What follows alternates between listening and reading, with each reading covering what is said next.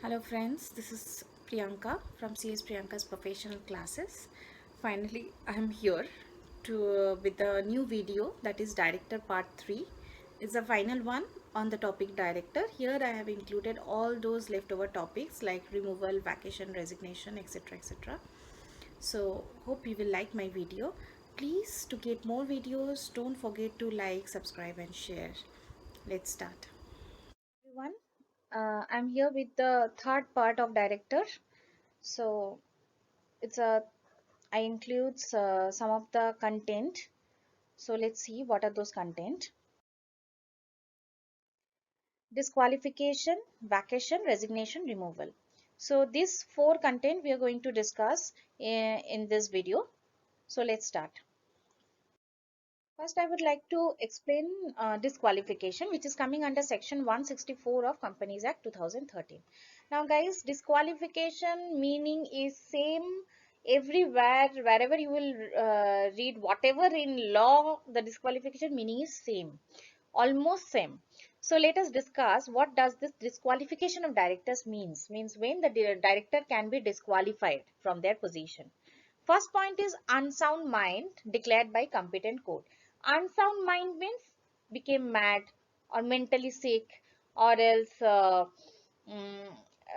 not capable of taking any decision like normal people. That means we call that person as unsound mind. It's not, that means he's not an active mind person. So this is one of the reason for disqualification. Point number 2, undischarged insolvent. The word insolvent means unable to pay debt. So whenever your loan outstanding become huge, so you become insolvent. Usually you become insolvent. So what happened? The creditors will means every day the creditors are going to knock your door and will tell you, please give me money, money, money, and but you don't have that money. So the loan debts, all these things will increase day by day and you will become insolvent. Undischarged insolvent. That means unable to discharge your money, any money. So that is also one of the reason you can be disqualified from your position, directors. Next is, if the director has been convicted by court for any offence and sentenced in respect to imprisonment for a period extending up to 7 years or more.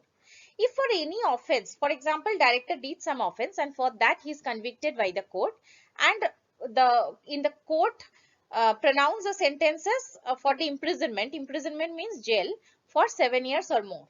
If they pronounce any imprisonment for 7 years or more, then it is said ki he means the director is disqualified from his position.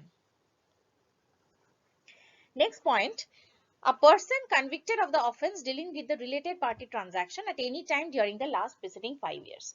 If directors uh, if directors do any fraud, okay, or do any offence while dealing with the related party transaction during the last 5 years, then also that person in the sense director will be disqualified, or any person will be disqualified from this position, the director's position. Next is company's obligation. Whenever a company fails to file the financial statement, we called it as balance sheet or annual return, or else fails to pay any deposit, interest, dividend, or fails to redeem its debenture, then what happened? The court, or we called it like, if you do the that class of mine, that is corporate veil, you will see always if company is in default means always the court will, or inspector will search actual person who is in default. So officer in default who is liable for all these things, like the officer who fails to pay deposit, interest, dividend, or redeems debenture, such officer in default will be disqualified, okay, from his position. Next, disqualification we discussed under 164, that unsound mind, insolvency, conviction, if he is convicted for an offence for 7 and pronounced sentence of imprisonment 7 years or more, or if he is convicted while dealing with the related party for last 5 years, all these things are, or company fails to file annual return, So officer in default will be disqualified. Now all these things are the disqualification grounds, reason. Now what are the compliance or what are the form needs to be filed, okay, by the company or by the company whenever disqualification arise. Okay, so let's see. First point is, whenever a company fails to file financial statement or annual return, or fails to pay deposit, interest, dividend, or fails to redeem its debenture, whatever we read in the last slide, in such cases immediately company needs to file DIR 9 to registrar of companies. And DIR 9 is a form which you can download from the MCA site www.mca.gov.in. From there you can download the form. Company will fill the form, and there it is mandatorily you need to mention the names and address of the directors of the company. Okay, so this is the first compliance company needs to do. So whenever the any default will be there, like whenever default in filing and balance sheet or paying deposit, interest, etc., etc., immediately company needs to file DIR 9 with ROC mentioning the names and address of the director.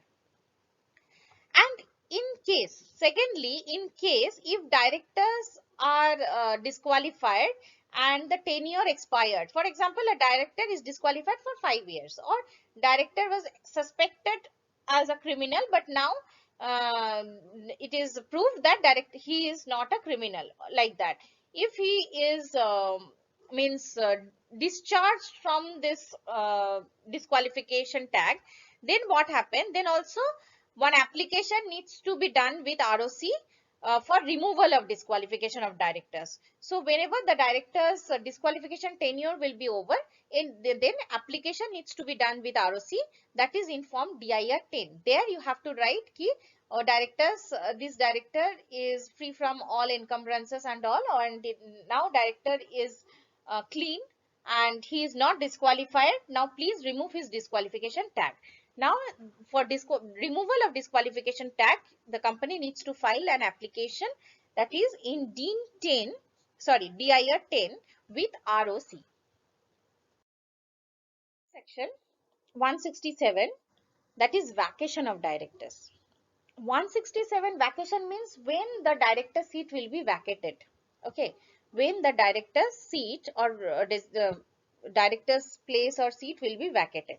First point is disqualified. Whenever the directors will become disqualified or disqualification is there, obviously he needs to vacate his seat. So that's why first point is disqualification under section 164. Second point, being a director, he is liable to attend all the meetings. He liable to do all the board meetings and all. Now, as per Act, if he is absent himself from all the meeting of board of directors, okay, held during a period of 12 months, that is from last 1 year, with or without seeking leave of absence, okay, without leave or without seeking leave or absence, then what happened? He needs to vacate his seat. Okay, as per Act, this is one of the main requirement for a director to do the board meeting or to attend the board meeting. If he don't do such things, or if he is absent himself from such board of directors meeting, then he needs to vacate his seats. This is the second. Next is, if director contravenes section 184. 184 is disclosure of interest by directors. So if directors need to comply section 184, that if any contract or if anything director is interested, then Act says director should disclose such interest in the meeting, in the first board meeting before existing directors. Now if directors fails to disclose his interest, then he become disqualified and he needs to vacate his seats. That is contravention. Contravention word means not followed. Point number 4, if he becomes disqualified by an order of a court or tribunal. So if court or tribunal directly send the order to a director that please vacate your seat if due to some reason, or director did some fraud, due to that reason order received from the court or tribunal, in such cases also the director is required to vacate the seat. Next is convicted by court of any offense, including moral turpitude. So guys, you can write anywhere what do you mean by moral turpitude. Write moral turpitude in your notebook and give a dash and write an act / behavior that gravely violates the sentiment or accepted standards of the community. That means if your behavior is so rude or your act if violates anyone's sentiments or accepted standard of the community, that means whatever your community follows some rules and you are against that rules, your behavior is against that rules, so such is known as moral turpitude. So if you are convicted by a court for moral turpitude, then also you need to vacate your seat. Next is, if due to some reason you are removed by central government or by company due to some fraudulent activity or any other matter, then also removal means also your seat is vacated. And point number 7 is last point. Having been appointed as a director by virtue of its holding any office or other employment in the holding, subsidiary or associate company, ceases to hold such office or other employment in the company. Whenever you are going to be appointed as a director, okay, say at that time, if you are already holding a office of you are holding office or position in that company, subsidiary company or associate company or other associate companies, okay, then what happened, or such companies holding company, in such cases you needs to vacate that seat first, then only you are going to be appointed as a director. Got it? So the last point is, whenever you are going to be appointed as a director, at that time, if you are already holding some position, okay, in the office of subsidiary or holding or associate company, immediately you need to vacate that seat, then only you are going to be appointed as a director, otherwise not. So these are the 7 points are coming under the vacation as per section 167 of Companies Act 2013. Next, we will discuss resignation of a director. That is coming under section 168 of Companies Act 2013. Now, see point number 1. As per new provision, director may resign. Okay. Director may resign from his office by giving a notice in writing to the company. So, this is not an issue. If any director wants to quit his job or wants to resign, then obviously he can submit his resignation letter to the company in writing. Now, whenever he will submit his resignation letter to the company, the board of directors, okay, on behalf of the company will note the same. Okay, so board of directors on behalf of the company will receive the notice or note the same accordingly. Okay, so obviously company is an artificial person, so company cannot speak and company cannot interact. So what happened, board of directors do so on behalf of the company. So obviously board of such company will take the note of the same. Now what are the compliances? Whenever the resignation notice of the resignation will be received by the company, companies need to intimate to ROC. Obviously, company will intimate to ROC within 30 days of receiving the notice or receipt of notice in form number DIR 12. So, company needs to download. Company means any CS or director on behalf of the company will download the form DIR 12 from MCA site. They need to fill it up and they need to attach the resignation letter of the such director and needs to file with registrar of companies. Same time, director also separately needs to forward his resignation to ROC in different form, that is DIR 11. That is also within 30 days of its resignation. Okay. So, company will file DIR 12 form and director separately will file form DIR 11. Continuation of the same, point number 5. Now, the resignation shall take effect, the date. Okay. The resignation shall take effect from the date on which the notice is received by the company or the date specified by the director on the notice, whichever is later. So what happened? The date of the resignation will be treated like they will check the notice date. Okay, the date when they receive the resignation letter or notice, that date will be the date of resignation. Okay, or else if director mention any other dates inside the content of in the notice, okay, then whichever is later, that date will be accepted as a means effective date of resignation. Next point, the director who has already resigned, that person shall be liable even after his resignation also for the offences which occurred during his tenure.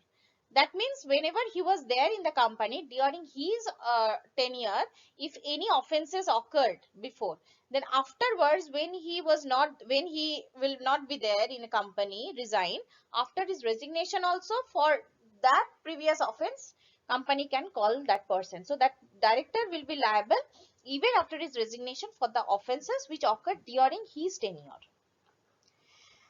And in case, this is the last point, that means in case, think all the directors resign from the office. In case, if all the directors resign from the office, then what happened? Who will run the company? In such cases, Act says the central government is having right. Central government shall appoint the required number of directors, okay, who shall hold office till the directors are appointed by the company in general meeting. Obviously, if you do the first part of directors, then you will see every directors are appointed in general meeting.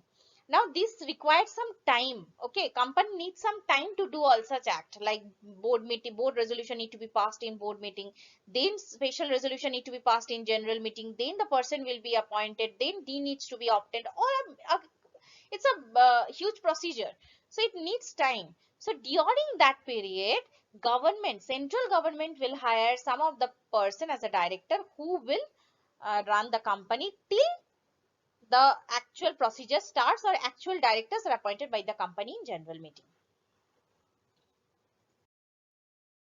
We will discuss section 169, that is removal of director. When the directors can be removed. So when actually, and what are the procedure of removal of a director? Obviously, we all know this is nothing is means required to be mentioned in the act, like why a director can be removed from his position. Obviously, if he do any fraud, if he do any criminal activity, if he is disqualified, or if he uh, is unsound mind, insolvent, all these things, whatever we discussed in the last slide, all will come here. Okay, then only he can be removed. But what are the procedure? Whenever a person will be removed by the company, in such cases, what happens? Shareholders is having that power to remove that director. So what they will do? Shareholders will pass a special resolution, obviously, by giving a special notice. Shareholders, a required number of shareholders will give a special notice, okay, for removal of a director. Okay, and in the meeting they will pass a special resolution and they will remove that director, and same meeting they will fill the appointment, they will appoint other director in his place. Okay, at his place, at the meeting at which he is removed. So same meeting, a special notice need to be passed by the specified number of members for removal of director, and in the same meeting only another director will be appointed by them. Okay, uh, okay, in which meeting the previous director or the director was removed. Okay, same meeting, that fresh director is need to be appointed. So this is the clauses and provisions of removal of directors.